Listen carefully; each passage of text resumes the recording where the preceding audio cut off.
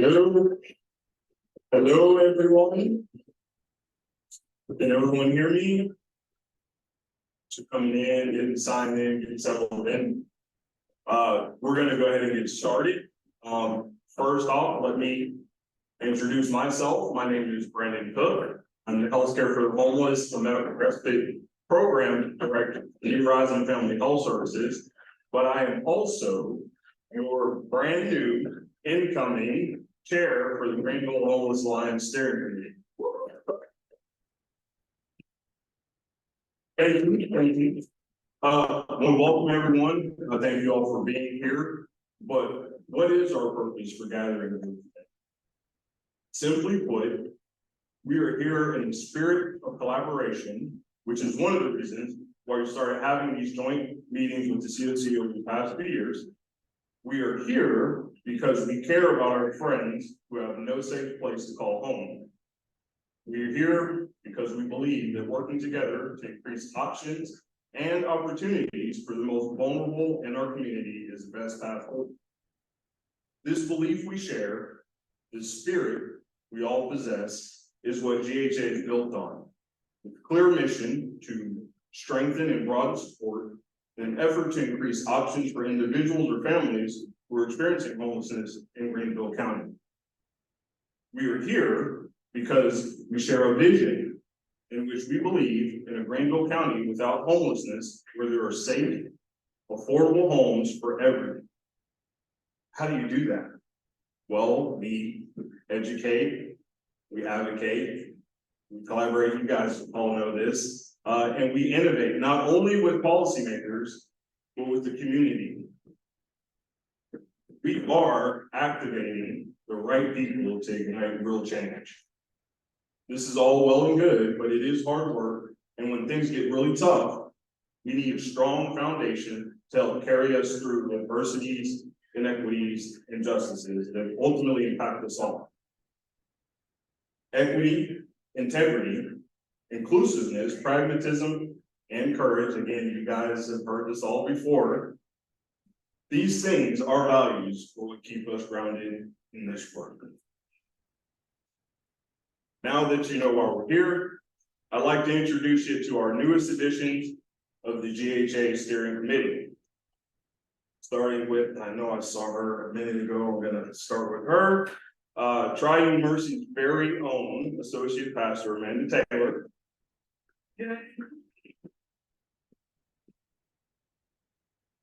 Another addition to the steering committee is the LPA with Habitat for Humanity. Tina Harris with Favor, who I don't think was able to join us today, but we'll give a little clap for her as well. I haven't seen my buddy yet, maybe he's in here somewhere, but Adrian Caesar with Elite Integrated Therapy Centers. And mix it up, it's Chris. So listen, that's all right. So you've already met me, so let me also introduce you to the rest of the officers of the steering committee, starting with, and I know I saw him here, Stacy Owens, Vice Chair, who comes to us from the Skins Company. And also, I don't know if I saw her yet either, but Kia Keaton, who is the secretary and comes to us from On Track Greenville. So round of applause for that. Also, want to be able to thank, I'm not sure who's on Zoom, but wanted to thank some of our elected officials who were able to attend. I know I saw Russell. I don't know if I saw anyone else come in, but definitely want to thank them for being able to attend. And if they couldn't attend, at least being able to show their support for our collective mission. I also would like to ask that anyone serving as a commissioner or public appointed board member, please raise your hands. We can recognize you and tell you thank you. We have at least one. Thank you, one in the back. Thank you guys. And again, just really want to thank everyone for showing your support and being here today. I also wanted to very quickly take a moment to recognize, where did she run off to? You guys, here she is. Anna Musselite, who has been an intern with GHA for the summer. Anna has been a pretty big help on a lot of things going on in GHA. but she has been pretty instrumental in the community engagement plan, as well as the mural that Mr. Ninja Picasso. Anyway, you guys have met Ninja. He'll be working on the mural. Anna will be wrapping up her internship at the end of this month, and we want to wish her much success as she continues her studies in marketing and nonprofit leadership at Clemson. So, rising junior, thank you so much for all that you've done for GHA, and don't be a stranger. My hair's done, very close. Also want to give a big recognition and thank you to Triune Mercy Center for not only providing this awesome meeting space, but also providing the space for the mural that will grace their building for many decades to come and serve as a reminder of the work we're all called to do and the very real people impacted by that work. So thank you, Triune. And I know some of our plans for earlier today got canceled, but still want to give a quick shout out to Steve and the McNaughton McKay Electric Company for their willingness to provide some volunteers who were going to work today, but we ran into a little issue with that. But hopefully we'll see them and have an opportunity to work with them on Saturday. And finally, I know I am right past time, but I have to take a point of personal privilege. Don't kill me, Susan. And not to steal too much of Mary Kay's thunder, but I have to give a very quick shout out to Lauren Stevens, the former chair of the GHA steering committee and current trailblazer. Thank you, Lauren, for everything that you've done. Your leadership, your insight, your perspectives, your very undeniable voice has been very inspiring. Everything that you've done has just been invaluable, and I promise I'm done stealing thunder. But I have some very big shoes to fill, and I promise I will do my very best to walk in some very mighty footsteps. And with that, thank you all for being here, and I will turn it over to Mr. Bruce Forbes to talk a little bit more about the GHA CoC collaboration.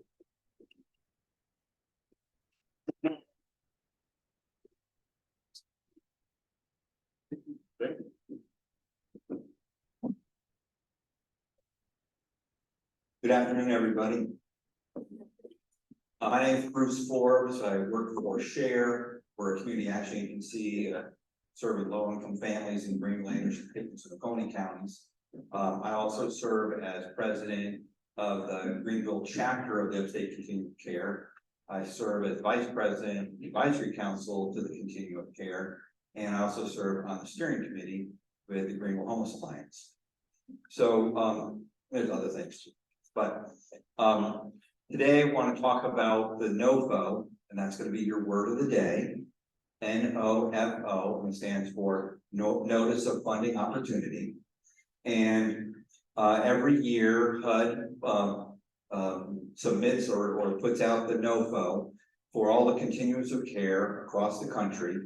And the purpose of the continuum of care basically is as a group of organizations serving the homeless in a given geographic area. And so our CoC covers 13 counties of the upstate. And the monies that we get every year that we have to apply to, it's a competitive grant. It's around $3.2 million. Most of those dollars do come for projects here in Greenville. But there are other projects that want to expand that capacity also to our other counties.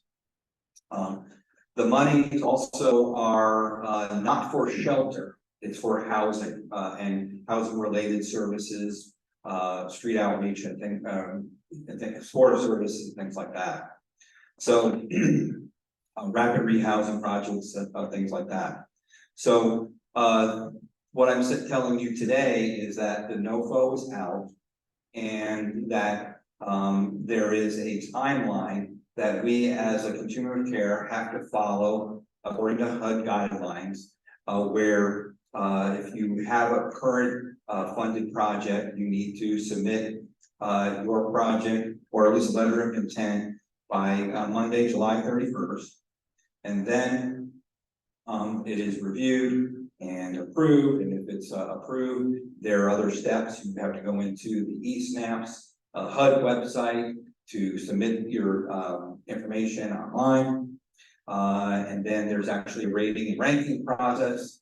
So one of the things that I don't like that HUD does is they tell us that we have to put projects in what's called tier 1 and tier 2.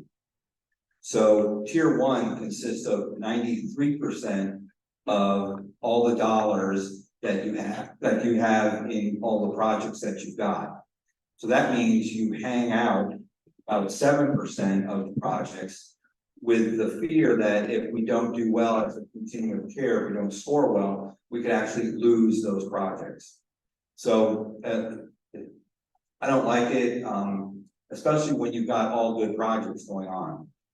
There's lots of system performance measures that we have to live up to. There's a lot going on. Now, we've been fortunate that projects that we placed into tier 2 have gotten funded because our CoC has scored well. So if you go onto the upstatecoc.org website, you can get information on that. I would say that if you are a new organization or want to do a new project, you really need to kind of hang out with us at the continuum of care, come to the homeless chapter meetings, come to the advisory council meetings, so that we get to know you and you get to know us. This kind of project or application, not for the faint of heart. HUD's going to get your business. There's a lot of strings attached to these dollars.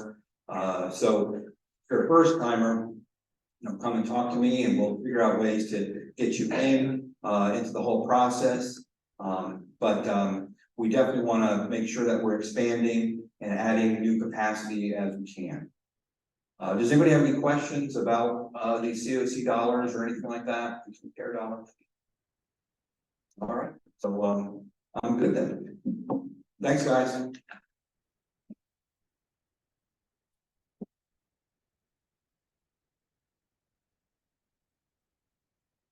Good afternoon, and thank you all for being here. I'm Susan McClarty. I'm going to cover our next section of the agenda, which we're trying to show you how intentional we are, because the CoC does cover the 13 counties of the upstate. Greenville Homeless Alliance focuses just on Greenville County, which is our largest county in the entire state of South Carolina.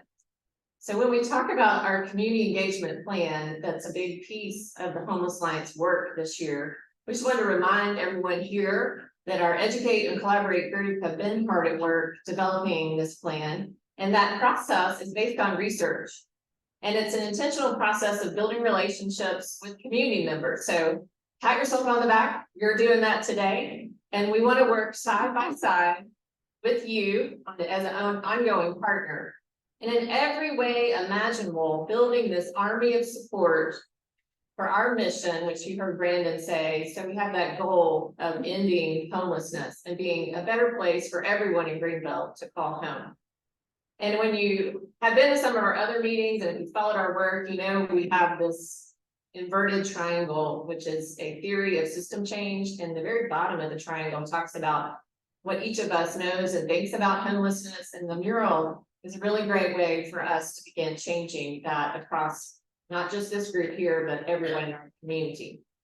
So our goals are to increase the community awareness and understanding of what homelessness really looks like here, specifically in Greenville County.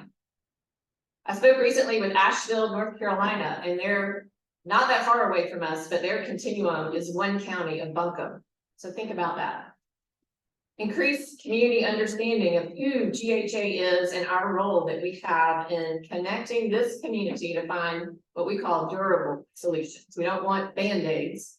We want durable solutions, and increase the number of community members engaging with GHA. So Heather's going to show you a slide that will be difficult to read, but we'll make available if you're really dying. I know, see, like Joseph squinting. It's hard to read, I know. But there's some sections across the top that's even hard for me to read from my note. But we've been focusing each month. The plan the two working groups have developed have very specific goals and ways that we're seeking to engage the community. So if you are coming on Saturday for a block party, that's a great opportunity. If you're not able to come, just continuing to share that information with your network. Please do that so we can have more people aware of what's happening at the block party. We also have different one-page briefs that will be issued each month, and we're starting this month with unsheltered. It's gonna go all the way through November, which if y'all remember is Hunger and Homelessness Awareness Month. And so that kind of just giving you that timeline. We're starting now, going through November. And so raise your hand if you want to help us reach more green billions over the next like 5 months. All right, so you've signed up. Good job.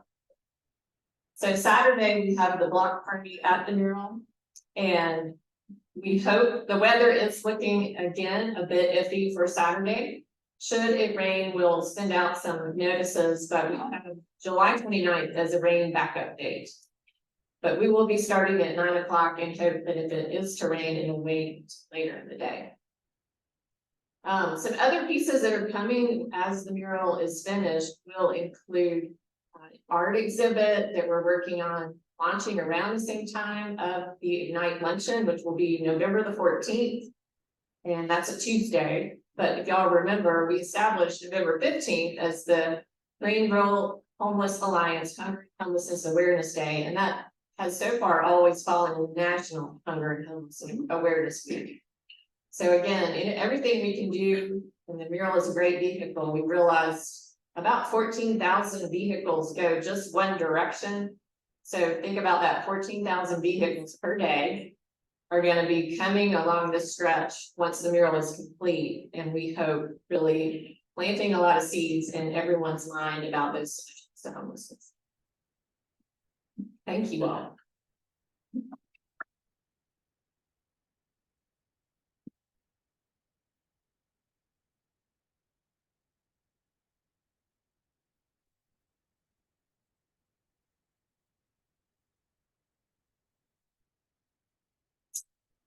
I want to start us off with 2 questions for you guys to think about before I start speaking on the unsheltered grief.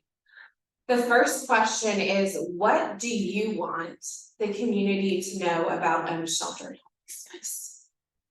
The second is, what questions do you have about unsheltered homelessness? I bring this up because we will do an activity at the end of these few brief minutes that I'll be speaking, answering those questions because we want your input in this. So for those who don't know me, my name is Emily Kodat. I'm the crisis ministry coordinator at Buncombe Street, and I am a member of the Educate Work Group. As Susan I had no idea you were going to say that, but shared earlier, the main charge of the Educate Work Group is to educate the community on the realities of homelessness that we're facing. We really want to increase engagement, and we hope that turns into interest and involvement and engagement. So that's our main charge.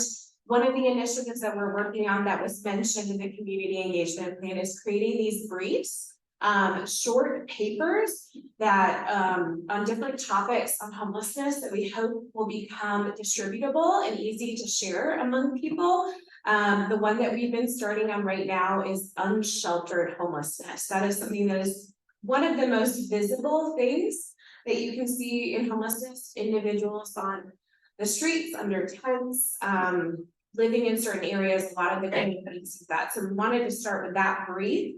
So I will shortly do as best I can an abbreviated outline of the draft that we've created about the unsheltered brief. But at the end, I want to invite you in to share your input because you are GHA. And as we all know, GHA leads with collaboration. So your input and your thoughts are so important to this work. So this part may be a little bit dry, so bear with me. But in the brief so far, we have 3 sections to it. It's very data driven. The first section is defining and describing what unsheltered homelessness is. What does it look like? What are some causes and effects of it?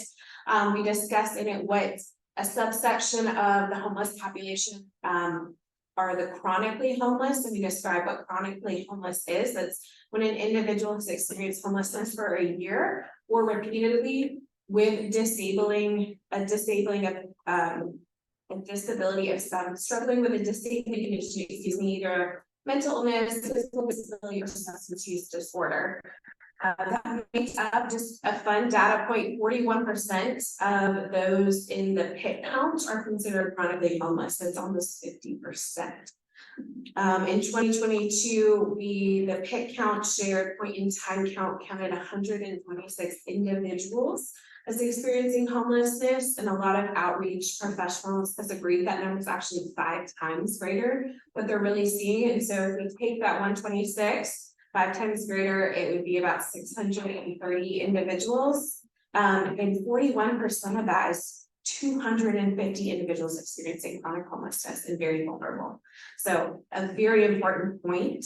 The second part of the brief is talking about current solutions and strategies that we are employing right now to help reduce unsheltered homelessness in the community. 3 of those, one is permanent supportive housing, which is an evidence-based and nationally recognized model to provide individuals with a safe housing unit and continued case management along their path to housing. That's places like Reedy Place, Church Street Place, that is being built.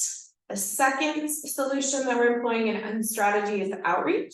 This is when a team of individuals, frontline service providers, go out to encampments, bringing hygiene kits and helping connect people to resources, building that pipeline for individuals and really building relationships. Third is day shelters, which similar to Triune Air places that work and provide centralized assistance in one place to offer. And then the last part is just other solutions that we're considering to help shorten the gap between the homelessness and when someone is housed. So that is the outline we have so far. That's a lot to digest. I know I said a lot of numbers, but we want to tap into your perspective today. And so you have sticky notes at your table and some pens, I believe. And we would love for you to answer and think about what you want to hear from this brief, from what do you want to know about unsheltered homelessness, answer that question, or answer the question of what questions do you have about unsheltered homelessness that you want answered that we could include in it. So maybe we'll take, Susan, how many minutes? It could take about 5. So we'll take about 5 minutes to give you time to think through that. And then when you finish writing your sticky note and place it out here, you have 2 larger sticky notes for you to put your answers. Hey everyone, I'm Susan France. I work at Livewell Greenville and serve as the vice chair, right? That's my title, right? The Collaborate Working Group. We have been working for many months to with the goal of simplifying the process for connecting the resources for those experiencing homelessness. We've been creating a homelessness resource guide that is simple, easy to navigate, and will prevent people from running into roadblock dead ends. So we started with a super massive survey that went out to all the service providers we could think of to gather all the information we needed, and then talk through how we wanted it to be organized and how the filters should work so that it's super accessible and easy to navigate. And we finally have a beta version that we want to share with you. So please take out your phone and go to use the QR code here, or just go to GVLHomesForAll.org and go to resources and then resource guide, just like Heather's doing. And so you'll see on there, and again, to reiterate, this is a beta version, work in progress. You're probably going to see issues, and we want to know what those issues are. So you have thoughts, suggestions, things missing, things that need to be corrected, email Heather. Because we are now in the process of honing it and, you know, making it the best resource guide that it can be. So you'll see on the side, but on your phone, it's probably like a pop-up thing that comes up. They're filters. So the first category of filters is who the services are for, like women, men, children, veterans, et cetera. And then the second category is the type of service. And so you can filter by any of those. So you can do both or just one or several filters to narrow it down to what it is that you're looking for. And then once you land on your narrowed down list, like let's do an example. Let's say you're looking for mental health. I was sitting back there near Tammy from mental health. Great. So let's do mental. Okay. So you go to health, right? And then click on mental health. And then so all of these resources come up as offering some sort of mental health service. And then when you hone in on just one of the resources, here's Greater Greenville Mental Health Center. You get like the general information, the phone number, etc. And then you can see services provided, who it's served. And one of the most important that we thought to include is eligibility, because we don't want people to show up somewhere thinking that they're eligible and then they're not.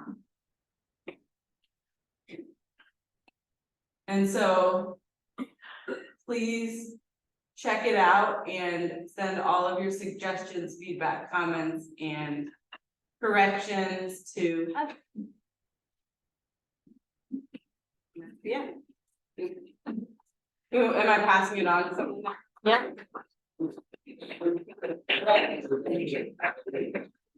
I'm gonna pass it on to Gail. Whoops, I'm going the wrong one. Good job.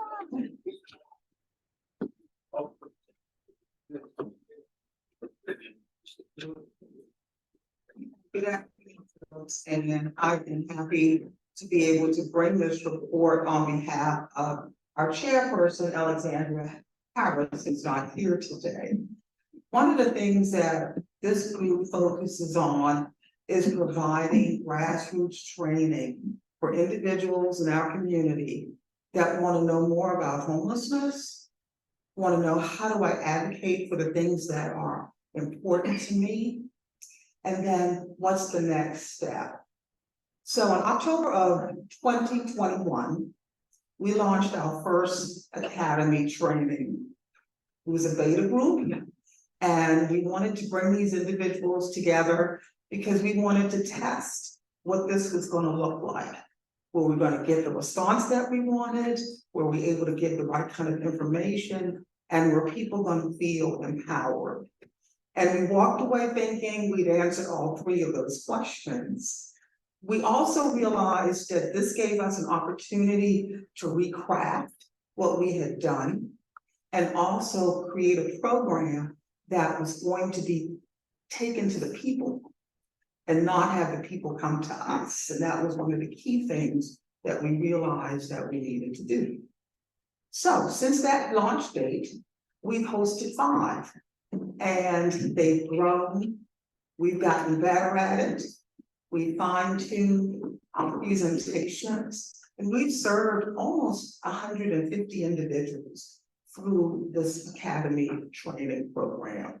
So when we started to look at the model and said, we're going to take this to the people, we have gone to 2 special emphasis neighborhoods to provide this training. And I can tell you that those individuals ate it all up. They understood and they wanted to be involved. And that's what we wanted to end up with.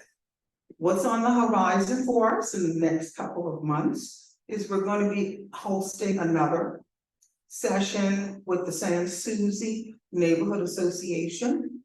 We hope that we're gonna be able to bring in Verner Springs neighborhood, which sits kind of in the middle of that neighborhood. And I'm proud to say that that's a habitat community of about 50 families that know a little bit about advocacy, but they want to be able to say, this is my voice, and I want to lend it to the cause of homelessness and the issues that are facing low-income families.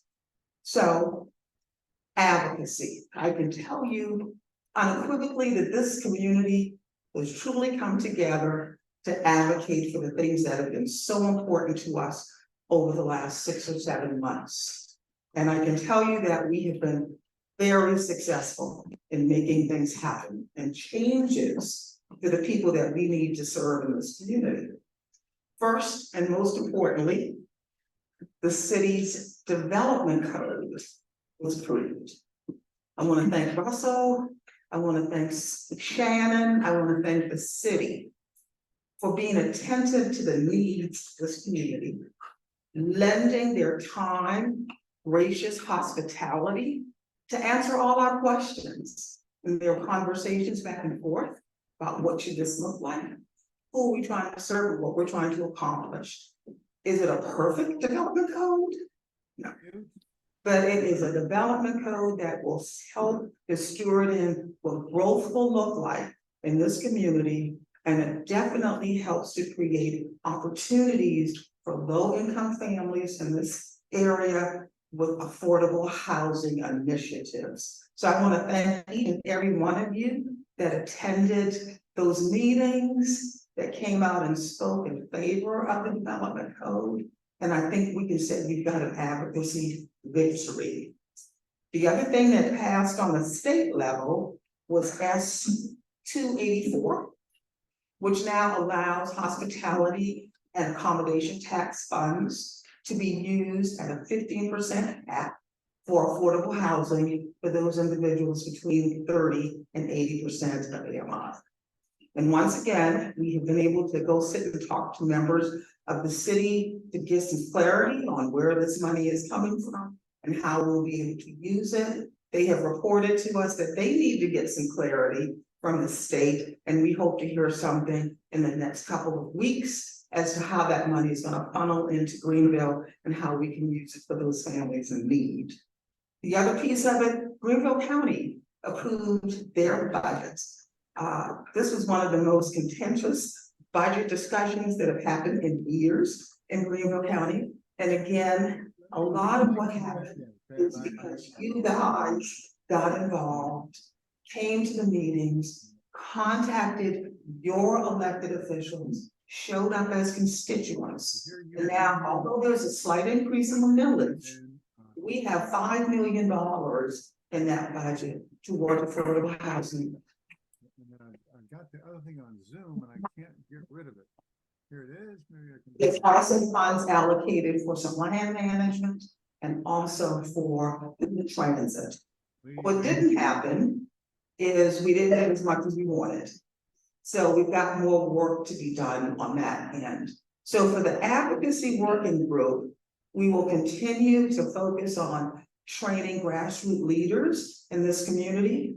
We will also focus on creating resident leaders, because that's going to be important in this development of Greenville, that resident leaders, the people that live in the community, have the skills to make their voices known and to feel comfortable in going into those arenas. And last, I would just like to thank Susan and Heather for the amazing work that they do to keep us all in line, but to also make sure that we understand the importance of making sure everybody in Greenville County has a safe place to live. And that's so vitally important. So thank you.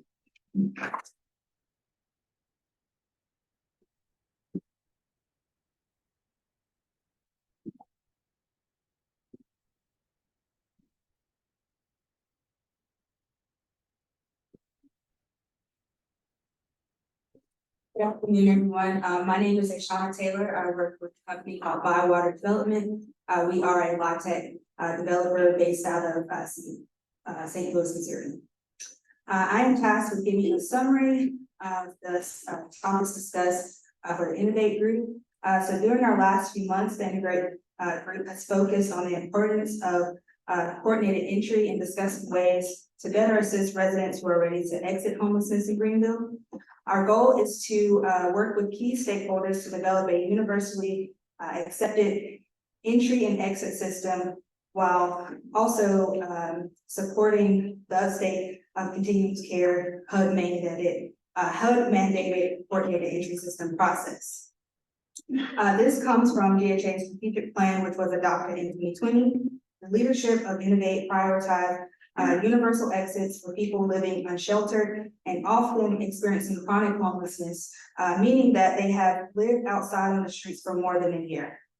More specifically, our group talked about current entry systems such as HMIS, national movement called Community Solutions, and Coffee Club, which is a local group of savvy, dedicated frontline service providers who meet weekly and have been meeting weekly for 18 years. Our Innovate Group has the involvement of Coffee Club, Rachel Mason from Triune, and Nick Bush from United Ministries. As a result of our many conversations, we recognize that often in this work, efforts are doubled and overlapping, and there is a breakdown of data that is shared between the service providers and different housing providers. As a collective, we believe it is important to find a way to better centralize this data so that we can be more efficient with helping primarily individuals at this time who are served by Coffee Club, but also couples and families who are ready to exit homelessness and transition into permanent housing. As a first step towards this goal of creating a better matrix for data sharing, we realize that we must bridge the gap between those who are aware of the tools and those who are not, meaning better education and community across the board for all who are involved in the housing process. Other actionable items will be to do a gap analysis and build upon the current systems in place and how we can improve upon them. In addition, on July 24th at 2 p.m. at Triune, our group will also be participating in a mock housing determination meeting, also known as HDC, to get a better understanding of how this process is carried out. This is open to anyone who would like to attend.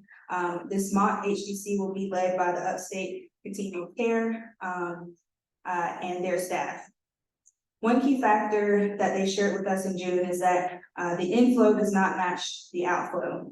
So on average, there are about 80 assessments per month across the 13 countries that the Continuum of Care serves. The supply and the demand do not match. So there are only about 6 housing opportunities per month across the counties. And again, those 13 counties. So only think about that 6 housing opportunities per month. So finding homes and willing housing providers is one of the biggest barriers that they face. But that is about all that we can share today. But if you have any other questions, please feel free to ask myself or Susan.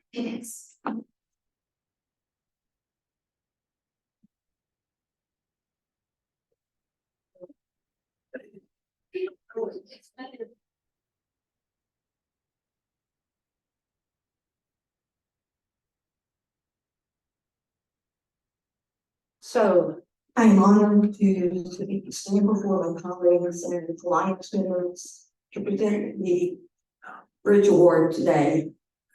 In doing so, I would like to share some photos, a small snapshot of a day in the life of Lauren Stevens.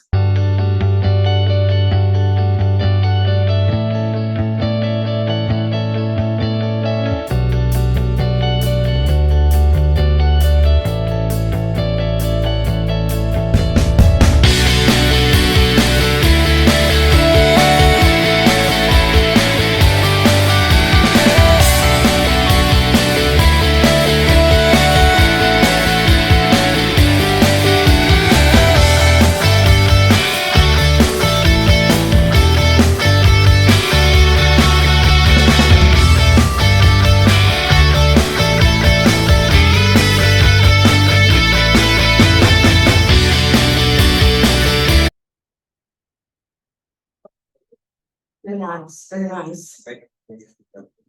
This month's partner spotlight featured a message from Lauren Stevens, our outgoing Renewable Homeless Alliance Steering Committee Chair and Director of Social Services for the Salvation Army of Green. I'm going to revisit her message and highlight some of the comments. My fellow Alliance members, I have a saying that I've found to be my own personal mantra.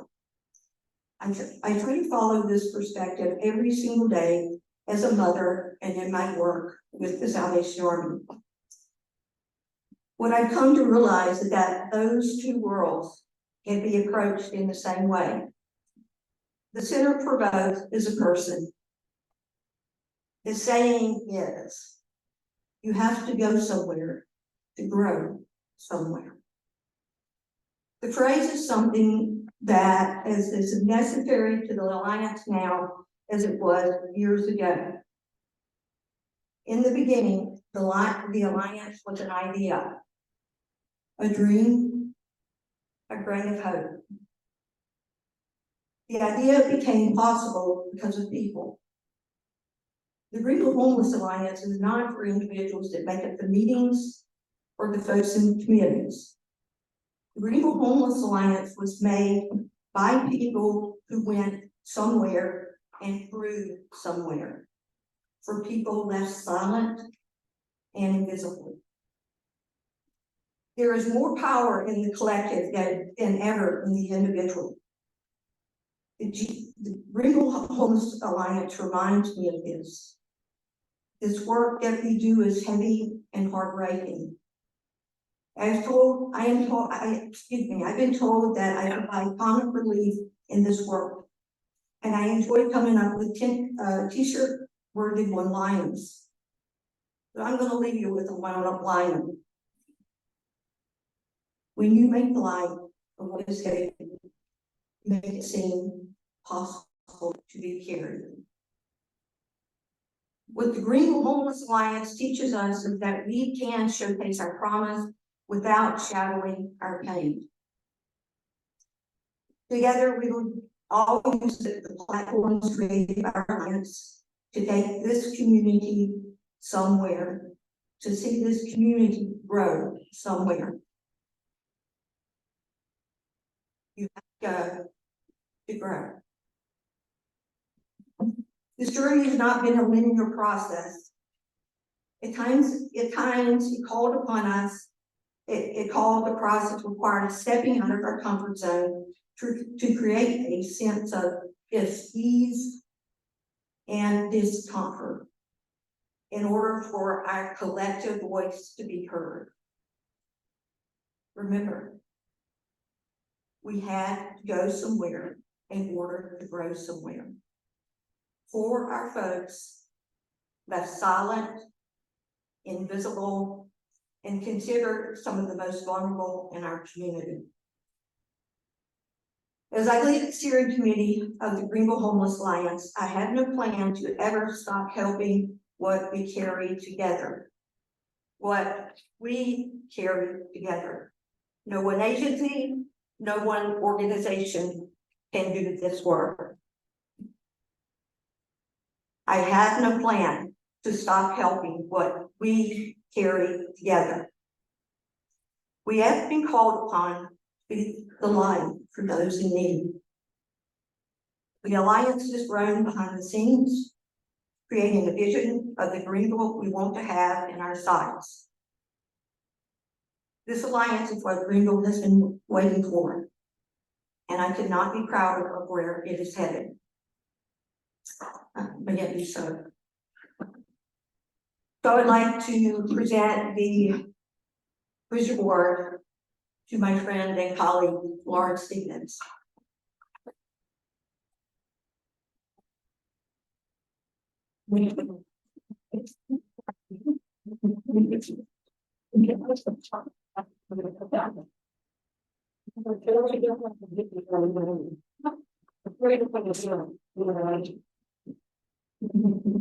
What would my legacy be if I didn't take a vow for that? Seriously, thank you all very much. This is the first plaque I've gotten since I've been swim team, so I'm very grateful. Did it, like pool right over here, down from North Bay. Mary, don't say just yet. First, let me say that serving in this capacity has been the largest surprise that I didn't know I needed the result of. I'm not a big person on liking surprises. They made me too nervous and I like too much control for that. But what it taught me is that you don't have to be in control when the outcome is not yours alone. And I'm sorry, now I get what the happiness is, the podium, I'm gonna stop touching it. You know, I've been with the Salvation Army since 2014, and the first meeting that I ever went to for the beginning of the Greenville Homeless Alliance, I didn't stay. Not because I didn't want to be there, but because I wasn't one of the folks in the room that was supposed to be there. And I can tell you this much, how we've grown. We were coming from a community of exclusive. They're our homeless people, right? And we've collectively decided that rather than looking at it as a person problem, it's an experience issue. And the exposure to the problem has revealed a tolerance for the folks in this room and the folks who would be here otherwise. And at the same time, it has revealed the intolerance of many. And we are here to bridge the gap between both. So we, you know, as the recipient of this year, you know, the Bridge Builder Award, we wouldn't have bridges to build if there weren't people having to live underneath them. And so for that, the bridges we drive over, to come into work, to go downtown, to experience all the growth has provided to us. Just know that someone is sleeping beneath you, and that we all have to work collectively and consciously to make that no longer a real thing. So, Mary, the reason I didn't want you to leave the stage, I've prepared a poem. I'm kidding. So there are no words that would be sufficient to express who Mary Kay Campbell is to the community of Greenville, especially what she is to the communities created under the blanket of invisibility here in Greenville. An invisibility we all know as the experience of homelessness. Mary Kay, or as I like to call her, MKC, is one of my dearest friends, and I know that I am not alone in calling her that. All too often, we honor people or recognize people for their sacrifice. What did they have to give up in order to accomplish the outcome? When honoring that sacrifice, we reference how much someone means to us, what their sacrifice means, or what it meant to someone else. And if we had just an ounce of what that person has, only then could we sacrifice and achieve these same things. I have to tell you, I do not view Mary Kay as a drawn out version of life defined by sacrifice. Instead, I view her as the example of a life well devoted. When I first met Mary Kay, I was 25. I was brand new to this job, and I had no idea what I was doing. None. I wouldn't have given me the job. And immediately I gravitated toward her. And I knew that she was one of my life's gifts. Oh, please have turn the page. No, I skipped a page. Hang on. Over these many years, in all the ways we have served and served together, I've learned what it is like to watch a gift turn into something you treasure. Mary Kay has written the book on how to love hurting people. Mary Kay has led each of us, some of you without even knowing it was happening, to a place within our own hearts where we are motivated by what broke it, because we have witnessed what a heart looks like when given the opportunity to be healed. There is no legacy any of us can leave behind in this field that has not been shaped in one way or another by following in the footsteps of Mary Kay. There is also no way I would ever be capable of expressing the work Mary Kay does any better than hearing it directly from her. Please watch this short video and hear for yourself what the love for this work sounds like from the truest of its champions.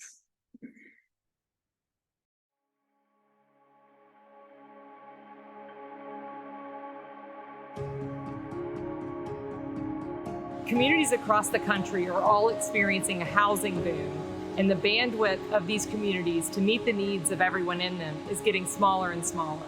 At the Salvation Army, we are given the freedom to be creative to address these unique and ever-changing needs in the communities that we serve. Our Heavenly Father, I thank you for the privilege to serve you and to serve with our fellow people that work and love the homeless population. We come to the folks. It's intentional, the outreach in terms of we go to them physically, emotionally, and ask them what they need. Anybody home? So what, Vaughn can make the appointment for you. How are we, can we come to that place where you're staying?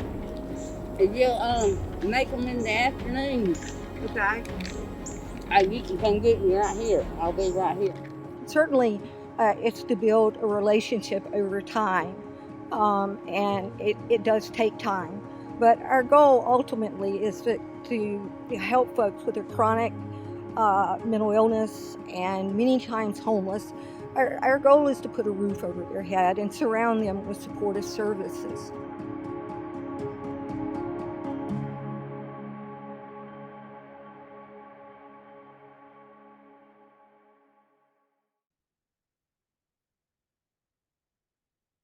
As a few of you know, I like to give Mary Kay gifts. A sticker, a cool notebook, t-shirts, a great pen that writes so perfectly thin it might be made of glass, and the tears of a unicorn. And I think that part of the reason that I do this is because I will always think that I owe something for what she's given to me. But it is also because Mary Kay treasures relationships. Her memories in this work are the gifts of imperfection. Mary loves photographs. And I know from personal experience, Mary Kay loves paintings. The presents or surprises, as I like to tell Mary, that I give to her are my way of showing her what she gives to so many. It is something to remember someone by. I give them to her because I know they will be cherished. But there is nothing that I can give to Mary that will come close to what she's given to me. Hope. In closing, at the conclusion of my last sermonette, as the chair of this brilliant group of folks, all I want to say to you is this: the impossible is everywhere. But with every ounce of love and devotion we give to this work, the possible will become the inevitable. Thank you.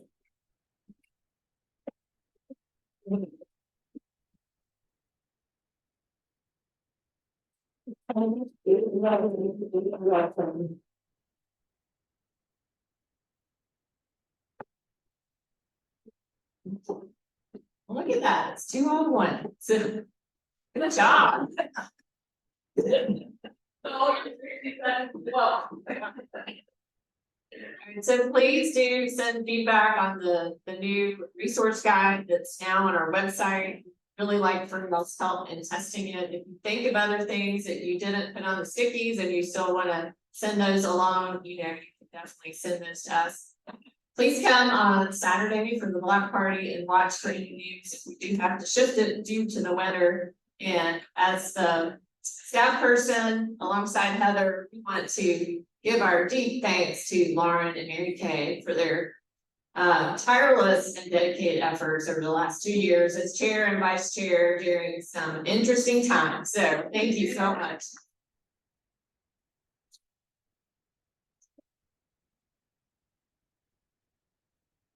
And feel free to join us Monday back here at 2 if you'd like to see a mock housing termination meeting, committee meeting, and please take cookies on your way out the door.